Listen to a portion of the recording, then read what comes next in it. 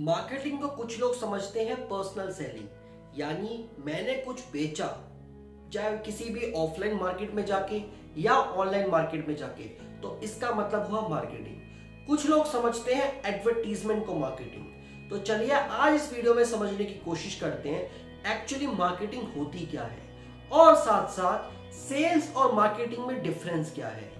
जैसे जैसे digital economy आगे बढ़ रही है तो बहुत सारी टर्मिनोलॉजीज चेंज होती जा रही हैं। मार्केटिंग का अपना दायरा ही काफी चेंज हो चुका है। हमारे आसपास जो बिजनेसेस है वो कहीं ना कहीं मार्केटिंग टर्म को ही इन्फ्लुएंस करने लगे हैं। तो आज इस वीडियो में समझने की कोशिश करेंगे। अगर आप चैनल पे पहली बार आए हैं तो प्लीज चैनल को सब्सक्राइब कीजिए, वीडियो को लाइक कीजिए और अगर आपको ये कंटेंट सच में पसंद आता है, आपको लगता है कि आपको कुछ नॉलेज दी है, तो प्लीज अपने दोस्तों के साथ जरूर शेयर करना। इससे होगा क्या, बहुत सारे लोग आजकल बिजनेस करने की कोशिश करते हैं, बिजनेस को समझने की कोशिश करते हैं, अपने प्रोडक्ट सर्विसेज को प्रमोट करने की कोशिश करते हैं। तो ये वीडियो शायद किसी के लिए हेल्पफुल हो सकती है जिसको अपना बिजनेस प्रमोट करने में क्लैरिटी रहेगी कि मुझे अपने प्रोडक्ट सर्विसेज को मार्केटिंग करना कैसे है। जय हिंद दोस्तों, मेरा नाम है साहिल और आज हम डिस्कस करने वाले हैं इस वीडियो में मार्केटिंग और सेल्स और मार्केटिंग के बीच में डिफरेंस। तो पहले तो आपको यह समझना पड़ेगा, पर्सनल सेलिंग हो, एडवर्टीजमेंट हो या कोई भी मेथड हो, ये सारे के सारे मेथड मार्केटिंग टर्म के अंडर में आते हैं। मार्केटिंग एक ऐसी टर्म है कि आपको कस्टमर्स को एक्वायर करना है, यानी कस्टमर्स को अपने बिजनेस के साथ, ब्रांड के साथ इतना स्टक रखना है कि वो बार बार आपके प्रोडक्ट सर्विसेज को खरीदें। अब इसमें दो टर्म में हम कंफ्यूज हो जाते हैं, सेल्स और मार्केटिंग। सेल्स और मार्केटिंग दोनों टर्म अलग अलग है, बट सेल्स जो है वो मार्केटिंग का पार्ट है।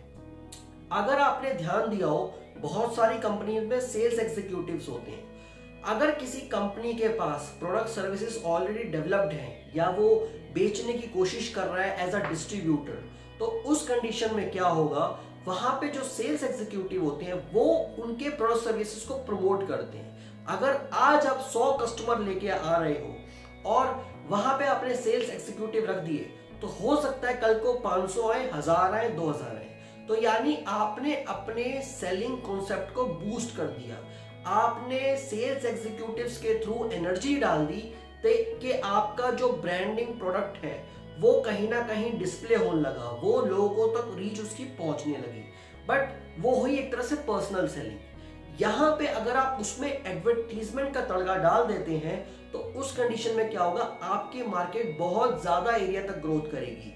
जैसे अगर मैं YouTube पे आज एक प्रमोशन कर दूं कि ये टाइप का प्रोडक्ट है, अगर आपको लेना है तो मेरे वीडियो के डिस्क्रिप्शन में लिंक है, अगर मैं ऐसी कुछ बोलूं तो ये हुई एफिलिएट मार्केटिंग। तो यहाँ पे क्या होगा, मैंने मेरे जितना भी चैनल का ग्रोथ हुआ होगा, जितने मेरे सब्सक्राइबर मेरी वीडियोस को देखेंगे या जो भी और लोग वीडियोस को देखेंगे, उसमें से अगर प्रोडक्ट सर्विसेज कुछ भी हुए, मैंने एफिलिएट करने की कोशिश की, उसको बेचना शुरू किया इस तरीके से, तो कुछ लोग वहां पे खरीदेंगे उनमें से। तो ये हुआ मेरा मार्केटिंग का तरीका। मैं यहाँ पे एज अ सेल्स एग्जीक्यूटिव काम नहीं कर रहा, मैं एज अ मार्केटर काम कर रहा हूँ। बट मार्केटिंग के पीछे बहुत सारी टेक्निक्स होती हैं। आपकी फिलॉसफी, आपकी कंपनी की आइडियोलॉजी, आपकी कंपनी का एटीट्यूड, आपकी कंपनी का अप्रोच, ये सारे फैक्टर्स मिला के मार्केटिंग बनती है। आपकी कंपनी को ये सोचना जरूर पड़ेगा कि सामने वाला कस्टमर चाहता क्या है। आप किसी भी तरीके का प्रमोशन कर देंगे और कस्टमर की वो डिमांड ही नहीं है, तो वो गलत मार्केटिंग है। तो मार्केटिंग को इस तरीके से समझना पड़ेगा कि सामने जो आप बेचने जा रहे हैं उसमें इतना दम हो कि सामने वाला कस्टमर उसको लेने के लिए तैयार रहे और उसको बार बार खरीदे, तभी तो आपके पास प्रॉफिट्स आएंगे।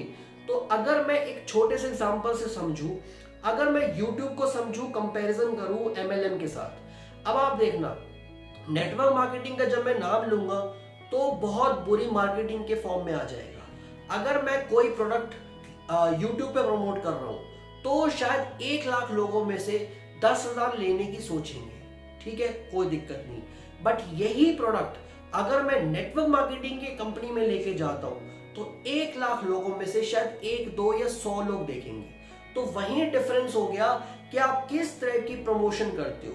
नेटवर्क मार्केटिंग कॉन्सेप्ट इंडिया में बहुत नेगेटिव कॉन्सेप्ट के तौर पे देखा जाता है, उसको चेन मार्केटिंग बोला जाता है, उसको कई तरीके के नाम दिए गए हैं। तो वहां पे वो उस प्रोडक्ट के साथ अगर मैं उसको कंपेयर करूं तो वहां पे बहुत बुरा प्रोडक्ट वो निकल के आता है। चलो एक और एग्जांपल इसमें जोड़ते हैं। आपने देखा होगा rich dad poor dad book के बारे में, आपने सुना होगा, आपने ये सुना होगा कुकू एफएम ने जब अपना प्रमोशन करना शुरू किया, ब्रांडिंग करनी शुरू करी, तो उसमें रिच डैड पुअर डैड का नाम बहुत ज्यादा आया।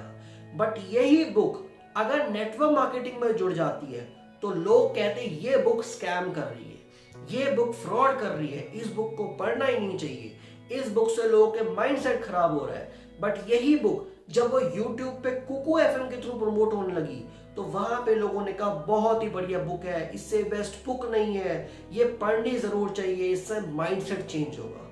तो आप समझ पा रहे हैं किस तरीके की प्रमोशन कहां पे जुड़ेगी, ये बहुत रेलिवेंट है।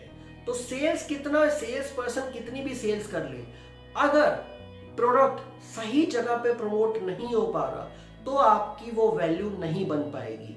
तो इसलिए सही प्रोडक्ट का होना, सही कंपनी में होना, सही टारगेट करना बहुत ही जरूरी है। तो अगर मैं अपनी वीडियोस को अगर स्कैम अवेयरनेस के तौर पे दिखा रहा हूं या मैं अपनी ही ब्रांडिंग कर रहा हूं, यानी मैं अपने आप को यहाँ पे ब्रांड बना रहा हूं और मैं यहाँ पे गलत तरीके के प्रोडक्ट्स को प्रमोट करना शुरू हो गया, फॉर एग्जांपल मैंने बोला कि टोबैको खा लो या ये खा लो, इससे बहुत अच्छी ताकत होगी या ये होगी, तो मैं गलत कर रहा हूँ। क्यों?